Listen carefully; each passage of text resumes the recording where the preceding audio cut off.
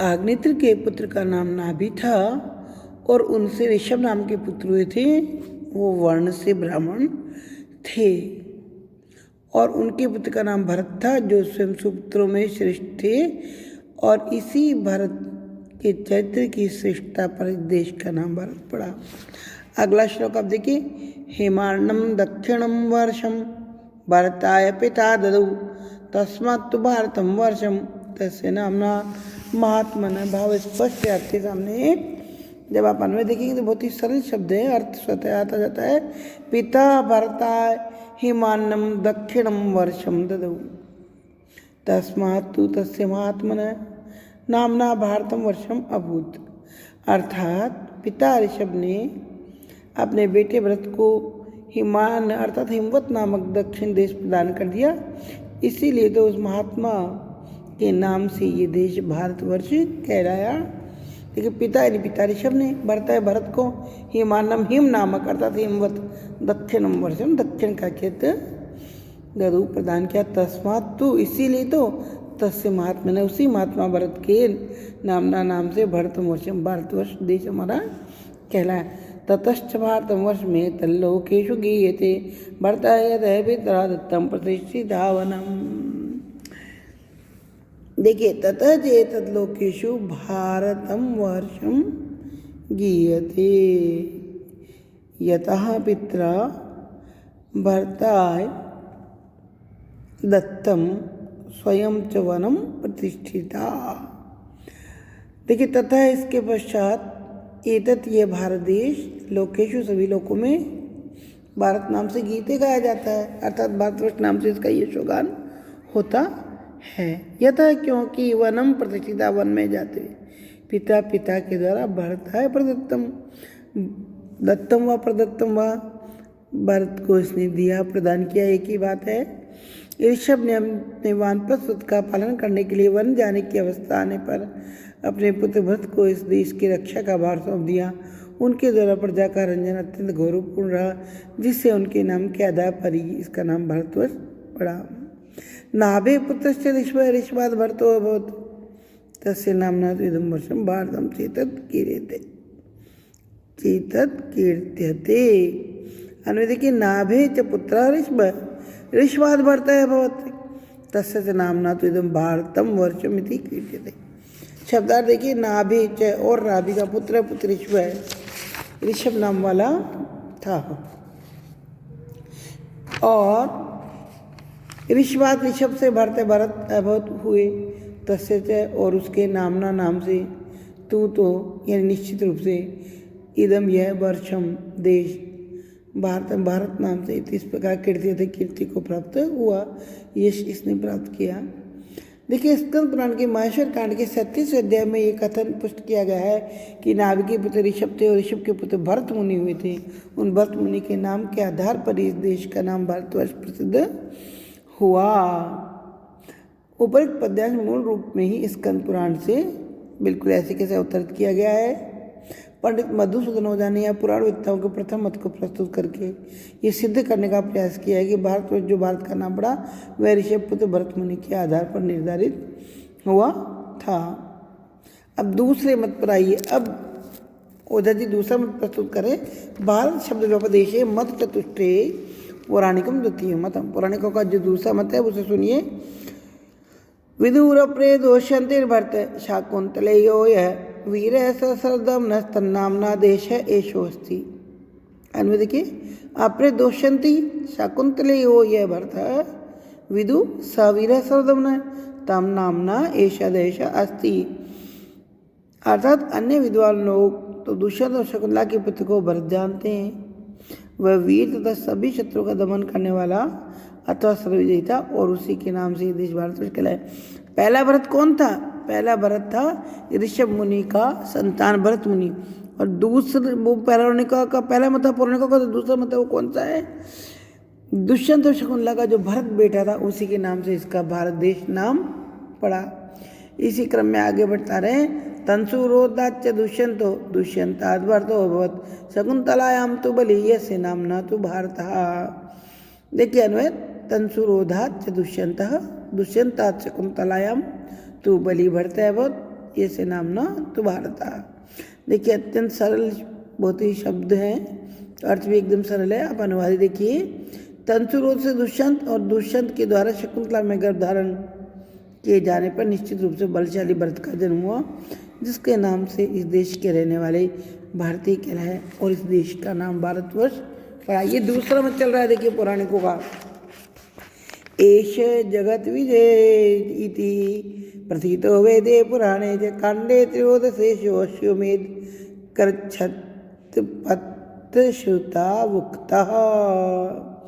देखिए एष मानी ये जो भारत था, जगत है विजयी, संसार में विजयी हुआ, इति वेदे पुराणे की प्रतीत है। ये बात तो वेदों में पुराणों में भी प्रसिद्ध है। स शतपथ श्रुतौ त्रयोदशे कांडे अश्वमेध करते इति उक्त है। शतपथ ब्राह्मण के 13वें कांड में उसे यानी इस भरत को अश्वमेध यज्ञ का करने वाला बतलाया है। भावार्थ है शकुंतला और दुष्यंत के पुत्र भरत ने अपने पराक्रम और शौर्य से संपूर्ण जगत के राजाओं को अपने अधीन कर लिया। इसी से वह सर्वदमन कहलाया और चक्रवर्ती सम्राट भी था। चक्रवर्ती सम्राट ही अश्वमेध यज्ञ संपादन करने का अधिकारी होता है। शतपथ ब्राह्मण ने महारथ भरत को अश्वमेध कर्ता कहा गया है। ऐसे यही भरत इस देश के नाम से भारतवर्ष का निर्धारक तथ्य है। ये देखिए पौराणिकों का दूसरा मत है। अष्टासप्ततिं भरतो दोष्यन्तेरि यमुना मनु गंगायमृतगणे वृंदा अत पंचाशतम हयान।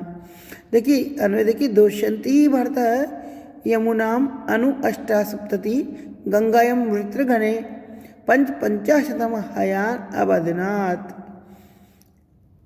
थोड़ा आपको मुश्किल लगेगा इसलिए एक एक शब्द का अर्थ देख लीजिए।